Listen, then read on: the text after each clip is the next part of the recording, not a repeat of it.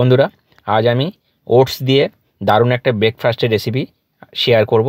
দেখুন এরকমই হবে। এটা আপনারা বাচ্চাদের টিফিনে ব্যবহার করে দিতে পারেন এবং সকালে ব্রেকফাস্টেও খেতে পারেন। তো চলুন আমি কীভাবে বানাচ্ছি সেটা দেখাই।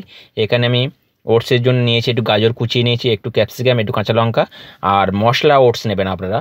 মশলা ওটসটা খেতে কিন্তু খুবই ভালো লাগে। আমি 2 প্যাকেট মশলা ওটস নিয়েছি। তো প্রথমে একটা কড়াই বসিয়ে দিয়েছি, তার মধ্যে অল্প পরিমাণে তেল, একদম অল্প তেল দিয়ে এই রেসিপিটা আমি বানাবো। প্রথমে কেটে রাখা ক্যাপসিকাম, গাজর আর লঙ্কাটা দিয়ে, লঙ্কাটা আপনারা যদি ঝাল না খান তাহলে স্কিপ করতে পারেন, তার পরিবর্তে আপনারা এখানে গোলমরিচ ব্যবহার করতে পারেন। দিয়ে আমি এটা এখন বেশ কিছুক্ষণ ভেজে নেব। ভাজার পরে আমি একটু লবণ দিয়ে দেবো, তাহলে তাড়াতাড়ি এটা সিদ্ধ হবে এবং ভাজাটাও হবে। দেখুন আমি এইভাবে কিন্তু ক্যাপসিকাম আর গাজরটা ভেজে নিলাম। নেওয়ার পরে আমি এখানে দিয়ে দেবো 1 বাটি ওটস। মশলা ওটসটা আমি দিচ্ছি, আপনারা চাইলে প্লেন ওটসটা দিতে পারেন। মশলা ওটসটা কিন্তু খেতে খুবই ভালো লাগে। দেওয়ার পরে আমি এটা বেশ কিছুক্ষণ আমি এইভাবে এই গাজর ক্যাপসিকামের সাথে ভাজতে থাকবো।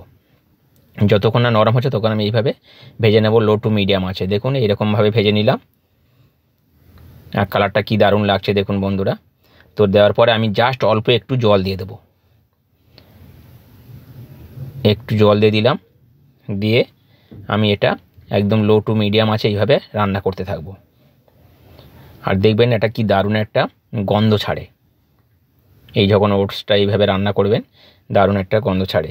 দেখুন একদম এরকম ড্রাই ড্রাই করে নেবেন। আর এটা বাচ্চাদের টিফিনে এবং বাড়িতে ব্রেকফাস্টেও খেতে পারেন আপনারা। তো একদম রেডি হয়ে গেছে ওটসের রেসিপিটা। তো আমি এখন সার্ভ করে দেখাবো। আর কেমন লাগলো আপনারা কিন্তু কমেন্টের মাধ্যমে জানাবেন। আর নতুন বন্ধু হলে প্লিজ চ্যানেলটা সাবস্ক্রাইব করে পাশে থেকে যাবেন বন্ধুরা। আর খেতে কিন্তু খুবই দারুণ লাগে বন্ধুরা, একবার আপনারা ট্রাই করে দেখতে পারেন। দেখুন এরকমই হবে, একদম প্লেন সিম্পল, কোনো পেঁয়াজ না, কোনো কিছু না, একদম সিম্পলভাবে বানাবেন, দেখবেন দারুণ লাগে বন্ধুরা খেতে। একবার আপনারা ট্রাই করুন, ওটস এইভাবে বানাতে পারেন। তাহলে বন্ধুরা আজকের মতন বিদায় নেই। বাই বাই, টাটা, সবাই ভালো থাকবেন, সুস্থ থাকবেন।